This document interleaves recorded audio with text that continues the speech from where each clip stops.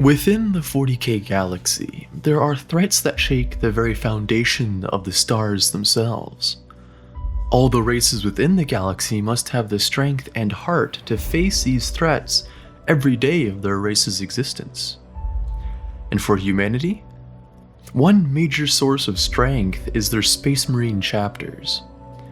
These super soldiers are well known to the enemies of the Imperium for their incredible abilities in every regard, and some unique abilities as well. Many people talk about their incredible strength, their weapons the size of teenage humans, their durability in the face of any challenge, and many other fantastical abilities they may possess. However, one part of the Space Marine kit that is often only briefly discussed is their armor itself.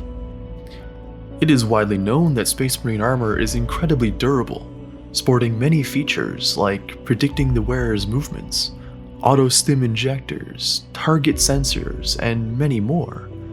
But besides that, we don't know much about what else the armor does for the wearer, and even less know about the Mark X power armor, the type specifically designed for use by Primaris Marines. This set of power armor is incredible and distinct from all other previous marks. Mark X power armor is the culmination of over 10,000 standard years of effort from the brightest mind in the Mechanicus. And that man's name is Belisarius Cawl. He is a master of the cult Mechanicus, creating many of his own new inventions for the Imperium and seen as incredibly radical by the standards of the Mechanicus. He was such a great mind that even all the way back during the Great Crusade, Guilliman saw his potential and character, and chose him to commission the next evolution of Space Marines, gear, and body alike. It took him 10,000 standard years, but he succeeded, and the Space Marine chapters, and the Imperium as a whole, will never be the same. Now, I've been talking up Call's Mark X power armor, but really, what is so special about it? Well, it is the first mark of power armor that took a more overview look at power armor as a whole. Power armor has had 8 official marks before it. An uncountable number of custom suits of power armor have been created by the many different chapters of Space Marine, be it the runic armor of the Space Wolves, or the highly customized artificer armor that all chapters have. Cawl looked at all these vastly different suits, and most likely many more classified power armor plans only seen by high-level Mechanicus lords, and took the best parts of all, blending them into one line of power armor he calls Mark X. But this great work was not created with the Mechanicus' full blessing. This innovation was created with as much forbidden heretical technologies of the past as it was with technologies the Mechanicum would find acceptable. It is an open secret that many in the Mechanicus believe Cawl should be executed for his transgressions against his own organization, but none dare take outright action. For his position near Guilliman and the end result of his creation keeps his many enemies at bay for now. But none can say he is not a genius in the ways of technology, for he created the first complete modular power armor range for the Adeptus Astartes, and it's a feat he is understandably quite proud of. That's right, Mark X power armor is a modular system. While old marks made every type of Marine have to fit in a one-size-fits-all mentality, with the Mark X, different Marine units can have armor that fits their field of war, making their effectiveness explode as they no longer have to make do with just the standard armor. This makes the amount of versatility these new Marines can do drastically higher than their predecessors. And this is shown with the amount of drastically different new units that the Primaris Marines field, all with their own armors, weapons, and training. But before we go into all the different and unique armors these new Marines wear, let's talk about the more common armor you'll see a Primaris Marine using: the Mark X tactical armor.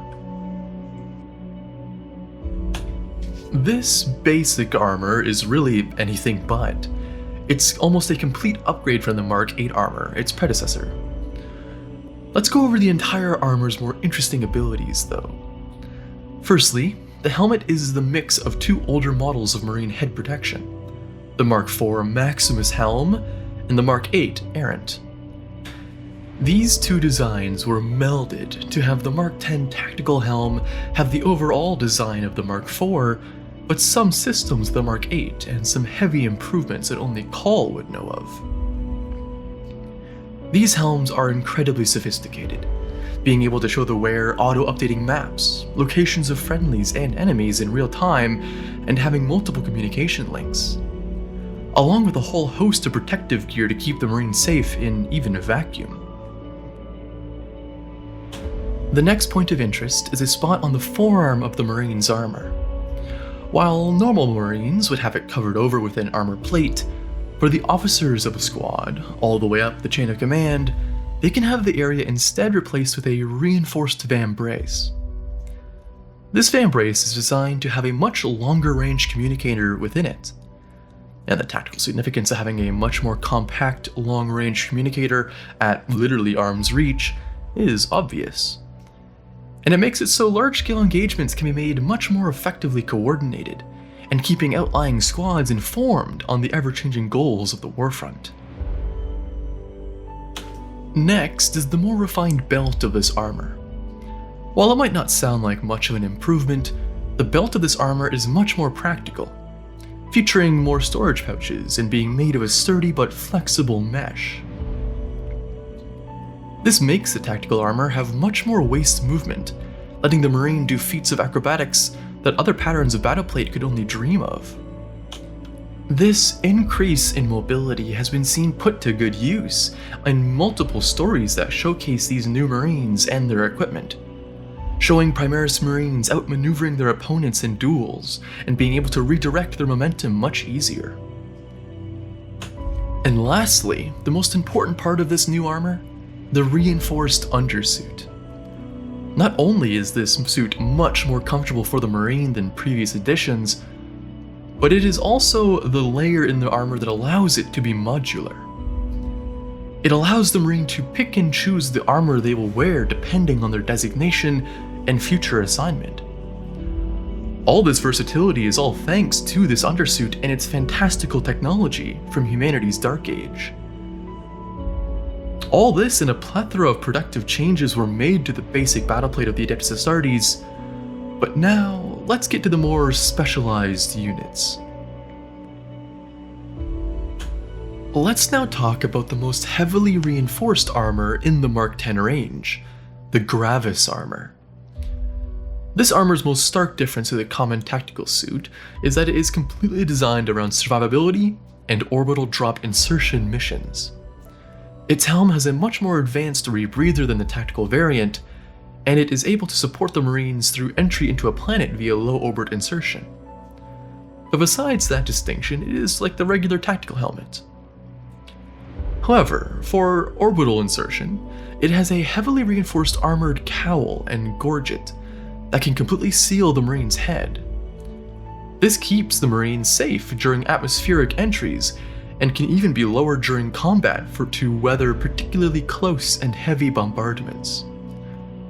Because of the role this armor is in, jumping from orbit right into the heart of the enemy, it is much more heavily armored than its lighter brothers. With its pauldrons having 33% more armor than the tactical suit, and additional armor plates on the hips and lower pelvis area. It's quite understandable why Call needed to reinforce this particular area though, for these suits will need to survive versus anti-air fire, and the frenzied shots of whatever unfortunates they will be landing near, if not on, in combat. However, those extra plates come at the cost of weight and slower ground movement speed. But don't worry, for that's where the built-in jetpack is for. The Gravis range of the Mark X's have a whole array of boosters, thrusters, and fins to aid it in its flight capabilities. From the main thrusters that are built right into the Marine's backpack, to the primary and secondary guidance thrusters that are right under the main thrusters and on the Marine's greaves respectively. These multiple thrusters make it so that the Marine can not only guide his descent during a drop, but also have relatively controlled flight while in battle, making up for the extra weight of the armor. With all that at the Marine's disposal, it is a common sight to see Gravis Marines jumping all over the battlefield, outflanking enemies and providing much needed rear actions. But this is not the only purpose for Gravis armor, for it is the most durable of the armor of the Mark X range, so heavy weapon squads meant for the front line like Eradicators with their medium range melta guns, and heavy intercessors with their heavy bolt rifles and other special bolt rifles favor it. They just don't take the jetpack and the other mobility options. The third type of Mark X armor we will talk about today is also the least armored out of all of them, the Phobos armor. The Phobos armor is second in terms of versatility of all the different armors in the Mark X range, only behind the tactical suit.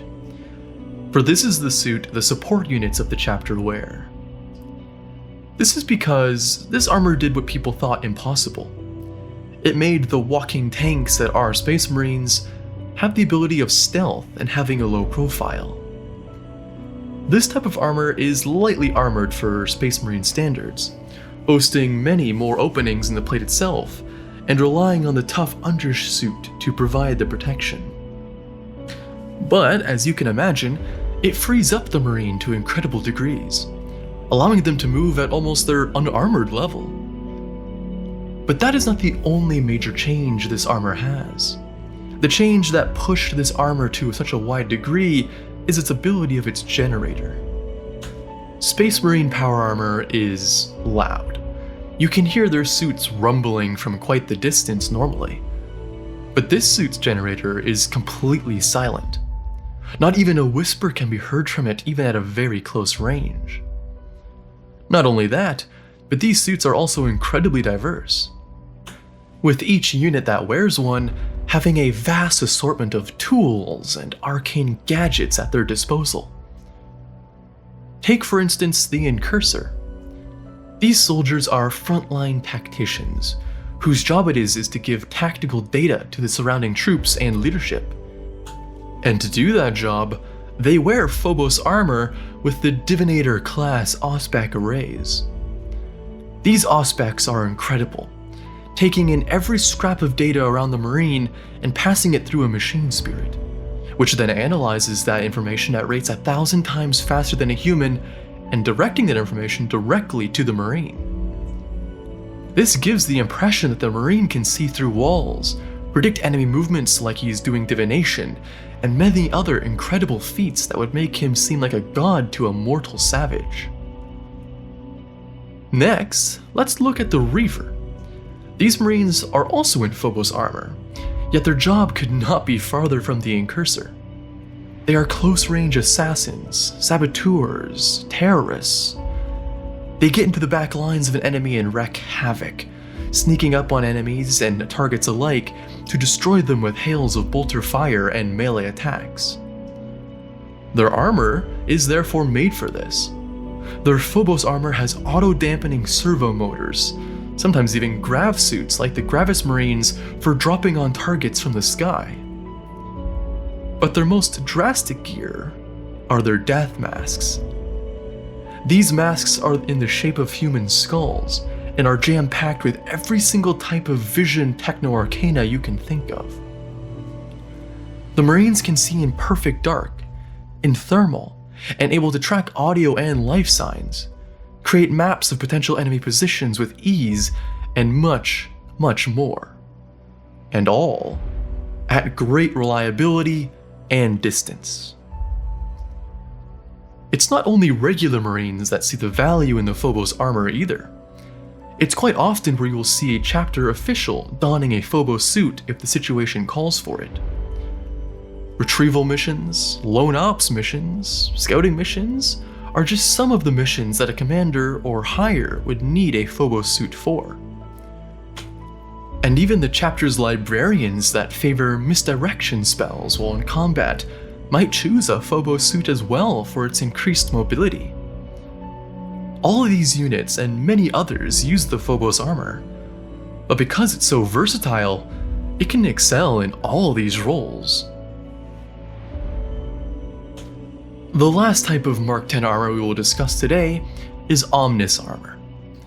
This armor is a mixture of Phobos and Gravis, taking the benefits of both while being a middle ground, and are the favorite armor of the suppressor units. These suits take the jetpacks and incredible endurance from the Grav range and the maneuverability of the Phobos range to create a mixture of speed and heavy firepower, being able to not only Grav drop from low orbit and fly in atmosphere, but also use extremely heavy weapons at the same time. Suppressors use weapons that are taller than the tallest mortal man and fire rounds a foot in length. And with this hybrid armor, suppressors can drop right in on their enemies, obliterate them, and be gone before the bodies have even hit the ground. This armor allows the Imperium to have another incredibly versatile unit. For be it fast attack, defense, or frontline battle, this suit will excel in any engagement. It makes you wonder what other kinds of hybrid suits Call will think up after he's finished dealing with the Necron pylon situation and the galaxy being ripped in two via the Imperium. A major theme in this armor range is versatility, being able to fight effectively against any foe and in any location, and Call did an amazing job, to be fair. These new Marines saved the Imperium when it was at its most dire, and showed the galaxy that the Imperium is not down and out just yet. It can invent new technology, and it can do it very well. But that'll be it for this NKG lore video. Thanks for watching, and let me know what armor you think is the best for its versatility. And don't forget to like, comment, and subscribe.